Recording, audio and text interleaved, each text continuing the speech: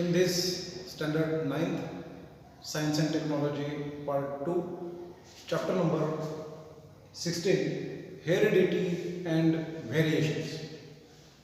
In this chapter, now we are going to study about the characters in the individuals and how these characters are transferred from one generation to the next generation. That we will study in this topic. There is a question for you. If everybody of us is similar to each other or not? You can observe your friends, you can observe your parents, you can observe all the family members, and then you will be able to see that there are some differences, there are some variations in the characteristics of all the individuals. See, the structure of the earlobe or structure of the nose, structure of the entire body shows some changes, and these changes are known as the variations.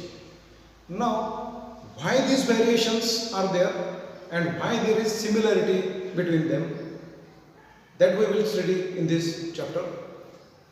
Now, if we study structure of the family members, then we will be able to see that one character is present in the grandparents, that character is not present in the parents, but that similar character appears in the third generation. Why this occurs? That is to be also studied in this chapter. Now, the science which deals with the study of transfer of characteristics of organisms from one generation to the next generation, that branch is known as inheritance. And now the branch of biology which studies the genes, structure of genes, how these genes are transferred from one generation to next generation, this part is nothing but the genetics. And next is the heredity, that means transfer of characteristics from one generation, that means from parents to the offsprings. That is known as heredity. And now we will see inheritance of traits. पहा मित्रांनो, आपण सर्वांच्या चेहऱ्याची, सर्वांच्या शरीर रचनेची जी ठेवण आहे, त्या ठेवणीचा जर अभ्यास केला तर आपल्याला असं लक्षात येतं की सर्वांचीच रचना नाकांची, डोळ्यांची, चेहऱ्याची किंवा हातापायांची ही एकसारखी असत नाही. तर ह्याच्यामध्ये जो काही बदल असतो, हा बदल कशामुळे घडून येतो आणि त्यांचे कारणीभूत घटक कोणते, हे आपल्याला या ठिकाणी पाहायचं आहे.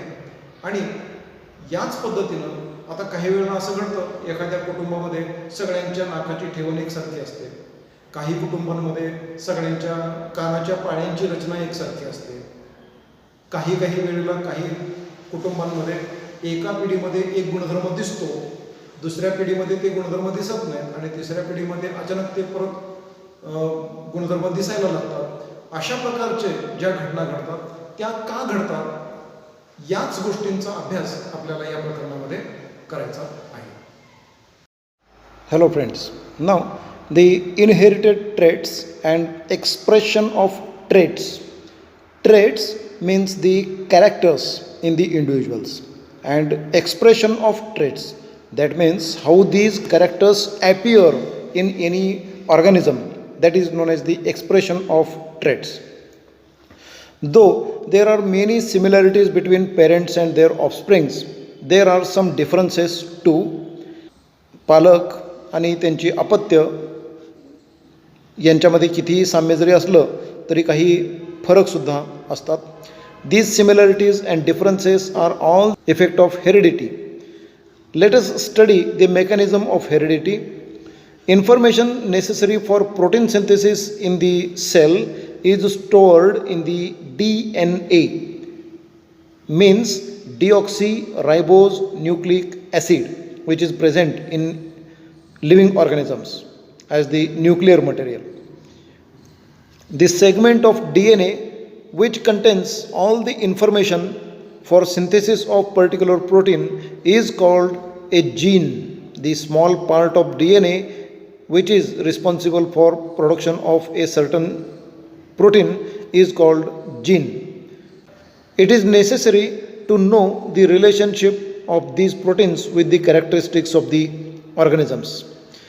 To understand the concept of heredity, let us consider a characteristic plant height.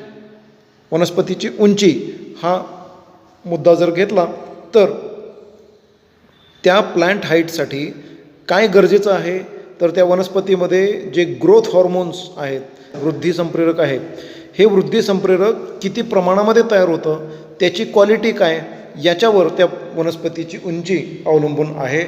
तर मग हे संप्रेरक किंवा हे हॉर्मोन तयार करणारी जी जीन आहेत ते जीन त्यामध्ये आहे की नाही आहे यावर त्या वनस्पतीची उंची अवलंबून असेल. The quantity of growth hormones produced by a plant depends upon the efficiency of the concerned enzyme. Efficient enzymes produce a greater quantity of hormone due to which the height of the plant increases. However, if the enzymes are less efficient, a smaller quantity of hormone is produced, leading to a stunting of the plant. वनस्पतीची वाढ खुंटणे हा प्रकार त्या ठिकाणी होऊ शकतो. कधी जेव्हा त्या संप्रेरकाचं प्रमाण त्या ठिकाणी कमी असेल तेव्हा. Hello friends, now the structure of chromosome. Here the chromosome which is present in the nucleus, and this chromosome shows the structure like this, just like in X shape. There is a central part called centromere which is a primary constriction, and from here the arms of these chromosomes are attached to each others, and from this upper two arms, short arms, are called as the P arm, and the lower arms or the elongated arms are called as the Q arm.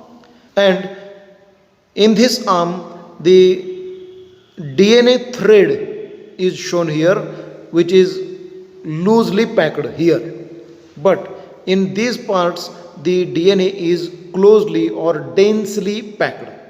Here the number of chromosomes in some organisms is given. Here crab contains 200 chromosomes. Maize म्हणजे मक्याची वनस्पती याच्यामध्ये 20 chromosomes आहेत. Frog has 26 chromosomes. Roundworm, that is मराठीमध्ये आपण जंत म्हणूया, it has 4 chromosomes. Potato has 48 chromosomes, and in human being there are 46. Now the structure of chromosomes is shown here. In this structure the chromosomes are of 4 types: metacentric, submetacentric, acrocentric and telocentric. In metacentric chromosomes, the centromere is exactly at the midpoint of the two arms, and therefore it appears like English letter V. Then submetacentric chromosome has the centromere slightly towards the one arm, therefore one arm is elongated and another arm is slightly shorter length, and this is showing the shape of English letter L. The next type is acrocentric chromosome, in which the centromere is now almost very close to the terminal part of the one arm, therefore it is called as acrocentric. And in the next structure the centromere is at the apex of a single arm, therefore it is known as the telocentric. Now Here the animal cell or the human cell is shown. In this is the nucleus. This nucleus is enlarged here, and in this nucleus the chromatin threads are present. These chromatin threads, when get condensed, the chromosome appears there, and this chromosome is made up of a single DNA molecule, and the very small part of this DNA is called as the gene, which is responsible for the production of specific proteins. Here the part of DNA is shown. In this structure you can see that the two DNA strands are going parallelly with each others, and these are in helical pattern, and as they are in two strands, this structure is known as the double helix of DNA, and this model was proposed or put forth by Watson and Crick, also Wilkins, and one most important name is Rosalind Franklin, who studied X-ray crystallography structure, and from that she made some calculations and put forth the dimensions of this DNA, and from that Watson and Crick put forth this double helical pattern of DNA. This double helical pattern of DNA shows the 4 nitrogen bases in the form of purines and pyrimidines. Adenine and guanine are the purines, and thymine and cytosine are the pyrimidines. Now these structures are shown here. This is the nitrogen base. These are the nitrogen bases. To this nitrogen base, a pentose sugar, that is deoxyribose sugar, is attached, and to one end there is a phosphate bond. To another end there is the again phosphate bond. To this phosphate bond, the next deoxyribose sugar is attached. Again to the phosphate bond, this deoxyribose sugar is again attached to the next phosphate bond. It is again connected to the next deoxyribose sugar, again phosphate bond, like this. Here also in reverse direction, deoxyribose sugar is attached to the phosphate bond, deoxyribose, phosphate bond, deoxyribose, phosphate bond, deoxyribose, and again the phosphate bond, which is connecting to the next deoxyribose sugar. Purine is attached to the pyrimidines. Thus the nitrogen bases connect with each other to form a double stranded structure, and this double stranded structure is having the coils, and therefore the structure appears as a double helical pattern of DNA. Now the next part is of ribonucleic acid. This ribonucleic acid is responsible for protein synthesis, and this is also very important part in the cell body, because from DNA RNA are produced, and using the information present on the RNA, some proteins are produced in the cell body. Therefore RNA is the intermittent part between the DNA and the proteins. Here the nucleic acid RNA is made up of ribose sugar, phosphate molecules, and 4 types of nitrogenous bases like adenine, guanine, cytosine, and uracil. Here thymine is not present. Instead of thymine, uracil is present.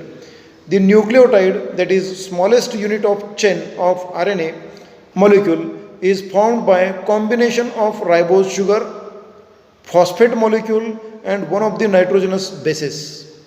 The large numbers of nucleotides are bonded together to form the macromolecule of RNA. या ठिकाणी अनेक nucleotides एकत्र येऊन त्या ठिकाणी मोठ्या आकाराचा एक RNA रेणू तयार होत असतो, आणि हे RNA हे खूप महत्त्वाचे आहेत. DNA मध्ये जी माहिती आहे त्याची कॉपी या RNA मध्ये तयार होते, आणि RNAमध्ये असलेली ही कॉपी वापरून पुढं प्रथिन संश्लेषणाची प्रक्रिया पूर्ण होत असते आणि म्हणून हे RNA हे खूप महत्त्वाचे मानले जातात. RNAचे वेगवेगळे 3 प्रकार या ठिकाणी आपण पाहू. The 3 types of RNA. Number 1 is of ribosomal RNA. It is abbreviated as rRNA. The molecule of RNA which is a component of the ribosome organelle is called ribosomal RNA. That means from this RNA ribosomes are produced and ribosomes perform the function of protein synthesis. The next type is of messenger RNA, that is mRNA. The RNA molecule that carries the information of protein synthesis from genes. That means from DNA chain the information is copied and that copied information is in the form of messenger RNA.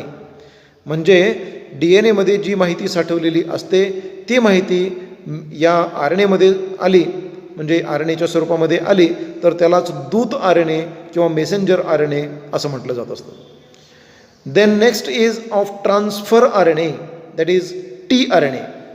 The RNA molecule which according to the message of the mRNA carries the amino acid up to the ribosomes is called as transfer RNA. म्हणजे हा RNA चा रेणू विशिष्ट प्रकारच्या amino आम्लाला योग्य त्या ठिकाणी नेऊन पोहोचवण्याचं काम करत असतो प्रथिन संश्लेषणाच्या प्रक्रियेमध्ये आणि म्हणून यांना वाहक RNA किंवा ट्रान्सफर RNA असं म्हटलं जातं.